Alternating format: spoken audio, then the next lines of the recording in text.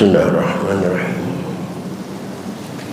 Assalamualaikum warahmatullahi wabarakatuh. Alhamdulillahirabbil alamin. Wassalatu wassalamu ala asyrafil anbiya'i wal mursalin. Sayyidina wa habibina wa syafi'ina wa maulana Muhammadin wa ala alihi wa ashabihi ajma'in. La hawla wa la quwwata illa billahil aliyyil azim. Amma ba'da. Qad qala ta'ala fi ayatihil karim. A'udzu billahi minasy syaithanir rajim. Bismillahirrahmanirrahim. Wa ma khalaqtul jinna wal insa illa liya'budun. Shadaqallahul azim. Bapak-bapak, para pemuda, remaja, pengurus masjid dan pengurus pasar, bil khusus yang hadir taklim pada kesempatan malam ini, yang saya hormati dan yang saya muliakan, mudah-mudahan dengan bertaklim kehidupan kita mendapat kemuliaan dari Allah Subhanahu wa taala. Puji dan syukur mari kita panjatkan kehadirat Allah. Shalawat serta salam mari kita terus sanjungkan kehadiran Rasulullah Muhammad sallallahu alaihi wa alihi wasallam. Hadirin rahimakumullah, kajian kita pada malam ini melanjutkan metodologi fikih dengan referensi kitab Fathul Qorib atau dengan syarahnya yang disebut kitab Tausyekh. Yang malam ini di kitab yang Bapak pegang di halaman 144. Di halaman 144 baris kedua dari bawah ada faslun fil awqatil lati tukrahus salatu biha. Silakan dicari dan perhatikan, dan kita buka saja taklim ini dengan sama-sama membaca Ummul Quran surah Fatihah. Seraya berharap kepada Allah Subhanahu wa taala semoga dengan bacaan Al-Fatihah Allah berkenan mengampuni dosa dan kesalahan yang pernah kita lakukan di masa lalu. Terutama untuk kedua orang tua kita, keluarga kita, saudara-saudara kita muslimin dan muslimat yang sebagian besar mereka sudah ada di alam barzakh. Semoga diampuni semua dosa dan kesalahannya oleh Allah dan terima amal ibadahnya oleh Allah Subhanahu wa taala. Dan kita yang masih hidup mudah-mudahan diberikan panjang umur, selalu sehat dan walafiat, dimudahkan rezeki kita semuanya, dihasilkan semua maksud dan tujuan untuk bekal ibadah kita kepada Allah Subhanahu wa taala. Bisyafaati Rasulillah wa bi barakati mu'allif hadzal kitab wa bi sirril Fatihah. A'udzu billahi minasyaitonir rajim. Bismillahirrahmanirrahim. Alhamdulillahi rabbil alamin arrahmanir rahim maliki yaumiddin. Iyyaka na'budu wa iyyaka nasta'in. Ihdinas siratal mustaqim. Shiratal ladzina an'amta 'alaihim ghairil maghdubi 'alaihim waladdallin. Amin. Baik hadirin, silakan diperhatikan ya.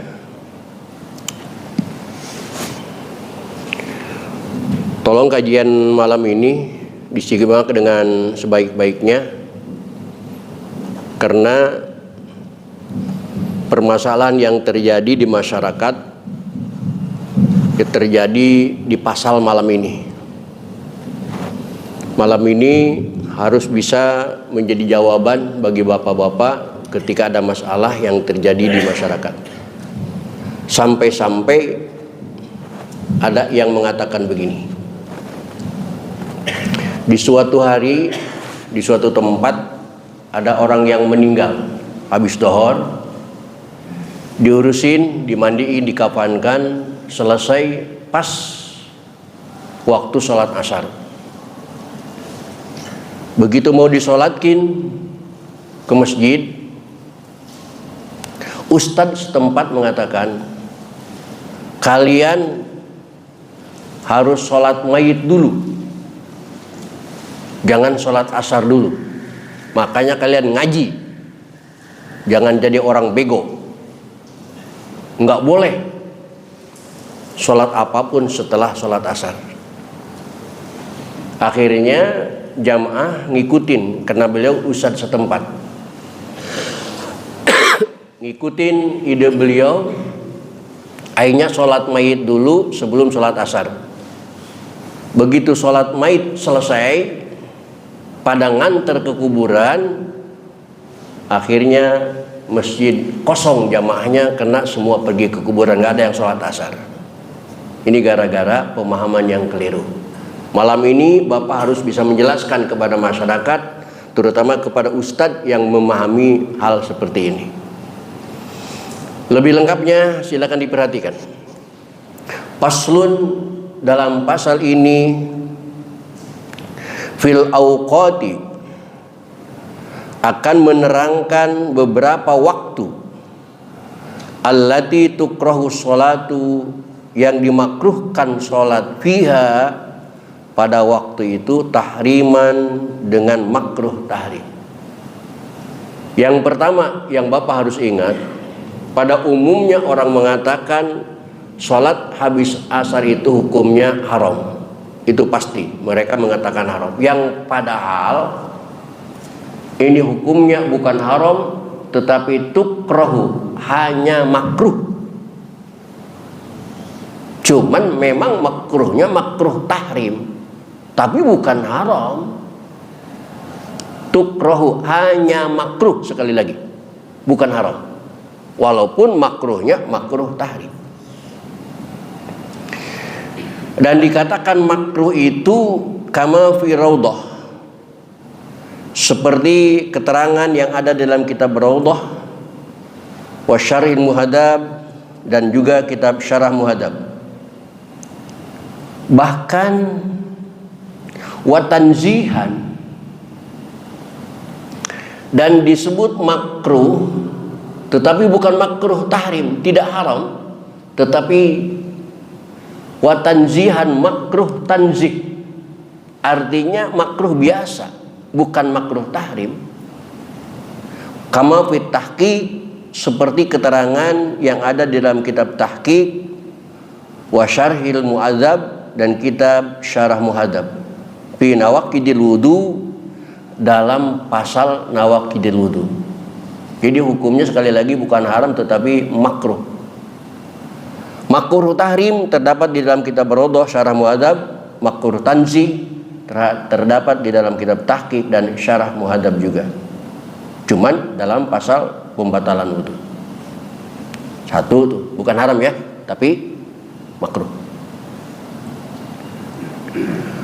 Wa khamsatun, dan 5 waktu la yusalla alaihi,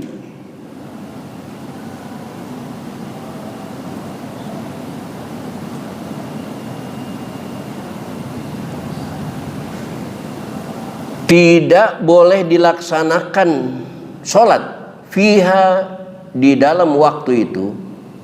5 waktu yang kita tidak boleh sholat, illa, kecuali. Illa itu menurut ilmu nahu istisna. Apa definisi istisna? Definisi istisna adalah ikhraju syai'in yatanawaluhu ghairuhu, mengeluarkan hukum yang berlaku hukum itu kepada yang lainnya. Kata-kata tadi makruh kecuali berarti ada sholat yang tidak dimakruhkan pada waktu 5 tadi.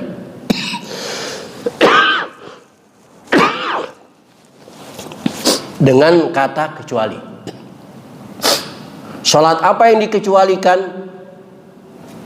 Illa sholatun, kecuali sholat laha sababun, yang memiliki sebab. Imma mutaqaddimun, sebabnya mutaqaddim, yang mendahului. Kal faitati, seperti sholat yang ketinggalan, faitah. Au muqarinun, atau sholat sebab yang berbarengan, kasolatil kusufi, seperti halnya sholat kusuf, wal istisqa, dan sholat istisqa.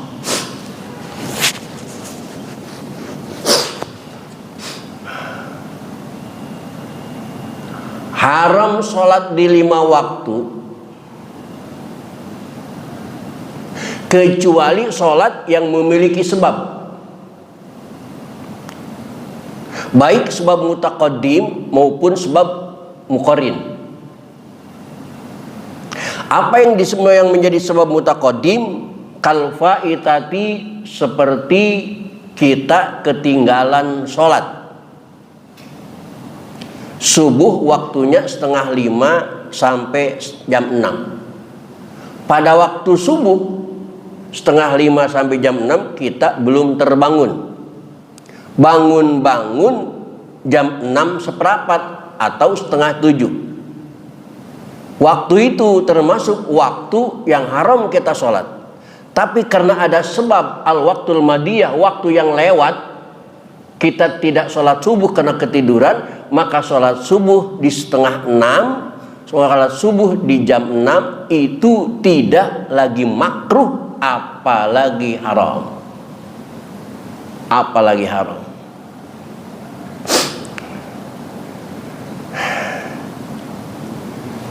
Sawaun kanatil faitu fardhon au naflan. Nih, lihat di layar, Pak. Apakah yang ketinggalan itu sholat fardu, au naflan, atau sholat sunnah? Awalau nafilatan itakhodah wiridan. Di kitab Safinatun Najah diceritakan pada suatu hari Rasulullah Muhammad SAW selesai melaksanakan sholat asar, lalu beliau melaksanakan sholat sunnah. Sahabat aneh memperhatikan Rasulullah sholat sunnah setelah melaksanakan sholat asar. Lalu sahabat bertanya setelah selesai Rasul sholat, "Ya Rasulullah," "Labaik," kata Rasulullah. "Ada apa sahabat?" "Bukankah kemarin Tuhan mengatakan tidak ada sholat setelah asar?" "Iya, saya masih ingat. Saya mengatakan kemarin tidak ada sholat setelah asar. Tapi kenapa barusan Tuhan sholat setelah sholat asar?" Apa kata Rasul jawabnya? "Ini qadha ba'diyah zuhur." Qadha ba'diyah sholat sunnah zuhur. Qadha sholat sunnah ba'diyah zuhur. Karena di sini apakah yang ketinggalan itu fardu, ketinggalan sholat subuh, atau sholat yang 5 waktu, au naflan, atau ketinggalan sholat sunnah, maka silakan mengqadhanya di waktu yang dimakruhkan tadi. Silakan. Dan yang kedua, haram sholat, bukan haram ya, ganti kalimatnya, bukan haram, makruh sholat di 5 waktu itu kecuali di tanah haram Mekah dan Madinah. Di tanah haram Mekah dan Madinah tidak ada waktu yang dilarang sholat, tidak ada waktu makruh sholat, tidak ada waktu haram sholat. Mau habis subuh kek, mau habis asar kek, silahkan. Selama kita di Mekah dan Madinah, silakan melaksanakan sholat, karena tidak ada kata-kata larangan sholat. Itu yang sebab mutaqaddim, sebab mendahului. Karena subuh kita nggak sholat, bangun 6:30, silakan sholat. Au muqarinun, atau sebab yang berbarengan, kasolatil kusufi, seperti sholat gerhana matahari. Seandainya pada suatu hari terjadi matahari gerhana jam 4 sore. Jam 4 sore padahal kita baru selesai melaksanakan sholat asar. Bolehkah melaksanakan sholat kusuf? Silahkan. Karena ada sebab muqarin, sebab yang membarengi, karena waktu itu ada gerhana matahari. Termasuk menyolatkan jenazah sehabis sholat asar boleh. Kenapa? Karena ada sebab muqarin. Sebabnya orang mati waktu asar. Orang mati disolatkannya, selesai diurusin, harus disolatkan waktu asar. Kalau mau melarang sholat, Jangan melarang orang yang sholat, karena menyalatkan mayit itu sebuah kewajiban. Laranglah orang yang mati, jangan mati waktu itu, baru boleh.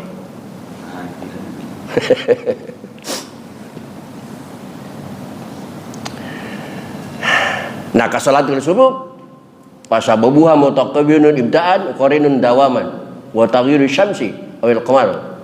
Dan juga melaksanakan sholat di 5 waktu itu wal istisqa, dan sholat istisqa.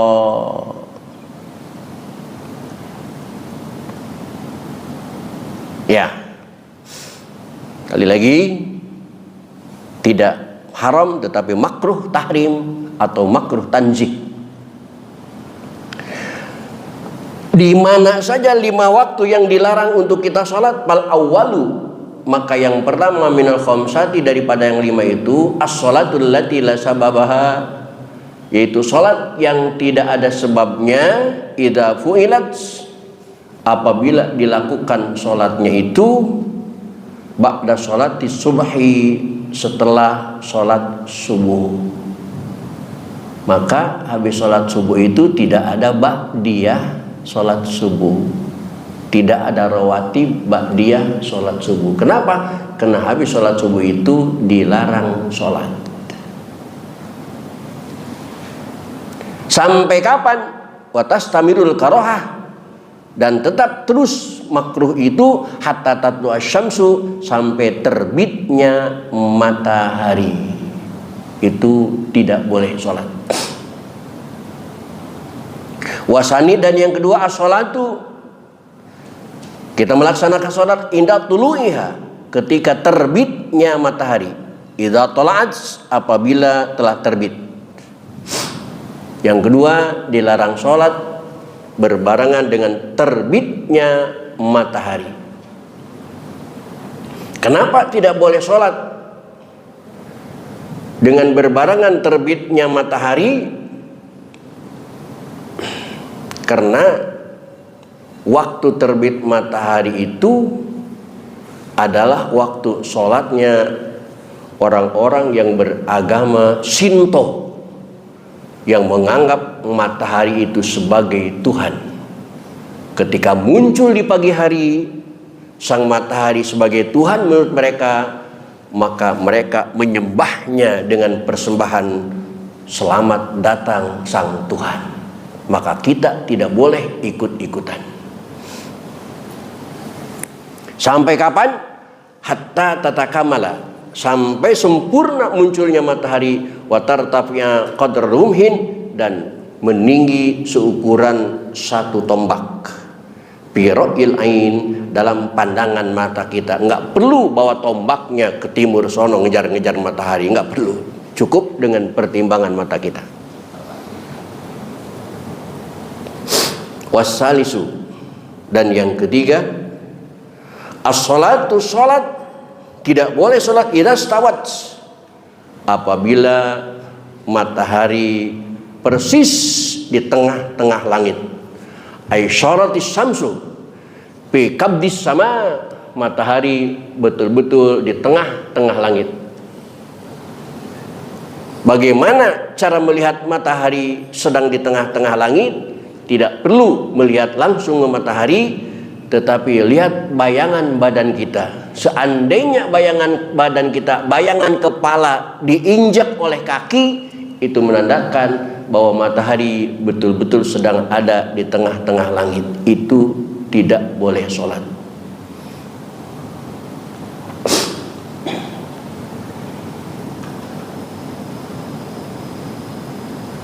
Bahkan fa idza qaranul ihram, apabila matahari terbit, matahari bertengah itu berbarengan dengan takbiratul ihram salat, lam tad'aqidis salat, maka salatnya dianggap tidak sah. Kenapa ketika matahari terbit, ketika matahari tengah-tengah langit dilarang salat? Karena di dalam kitab lain, di saat itulah la bubanati syayatin, itu jam mainnya anak-anak setan.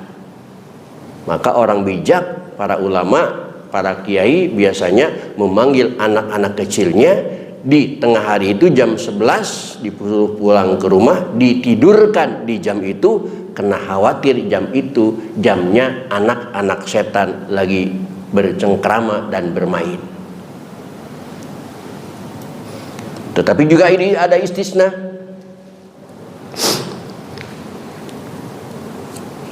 Hatta tazula, sampai tergelincir matahari, anwasti sama, dari tengah langit. Watastamilu wa yustasna, dan dikecualikan lagi min dalika, dari semua aturan itu, yaumul jum'ati, pada hari Jumat, kecuali kita melaksanakan sholat di tengah matahari, di tengah-tengah langit. Cuman sholat yang kita laksanakan adalah sholat Jumat. Pada sholat Jumat, hari Jumat, ketika matahari ada tengah-tengah langit, kita ramai-ramai di masjid pada sholat. Bagaimana hukumnya? Fala tukrahu sholatu fi, maka tidak dimakruhkan sholat di dalam waktu itu. Waktu istiwa, yakni waktu istiwa.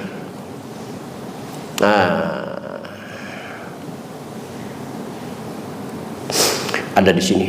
Wakadha, dan begitu pula tidak dimakruhkan, tidak dilarang sholat haramu Makkah ketika kita di tanah haram Mekah. Ketika kita berada di tanah haram Mekah, tidak ada larangan untuk sholat.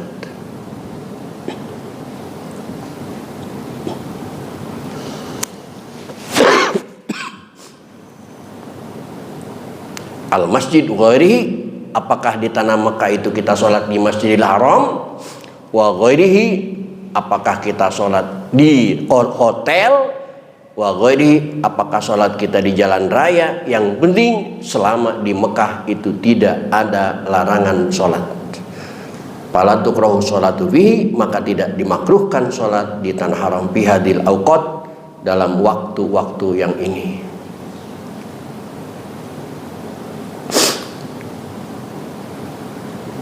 Sawaun sholat, apakah dia sholat sunat tawaf dengan sholat sunat tawaf, au ghairiha au ghairaha, atau selain sunnah tawaf. Warabi'u, dan yang keempat, dilarang sholat mimba di sholatil asri, ialah sesudah sholat asar. Maka realisasinya sesudah sholat asar itu tidak ada ba'diyah sholat asar, karena tidak dianjurkan sholat. Tapi lagi-lagi saya ingatkan, bukan haram tetapi makruh, tahrim atau tanzih. Sampai kapan? Hatta tagruba syamsu, sampai terbenamnya matahari. Nah, ini juga ada yang salah memahami. Ada di beberapa masjid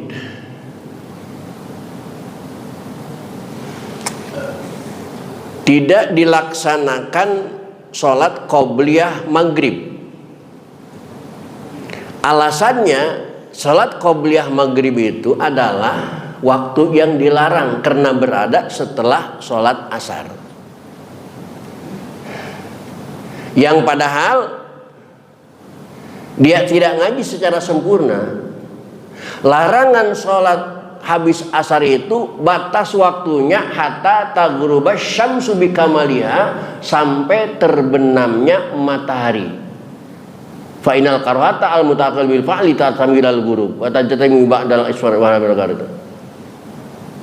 Tetapi kalau qobliyah maghrib itu dilaksanakan sudah masuk waktu sholat maghrib apa belum?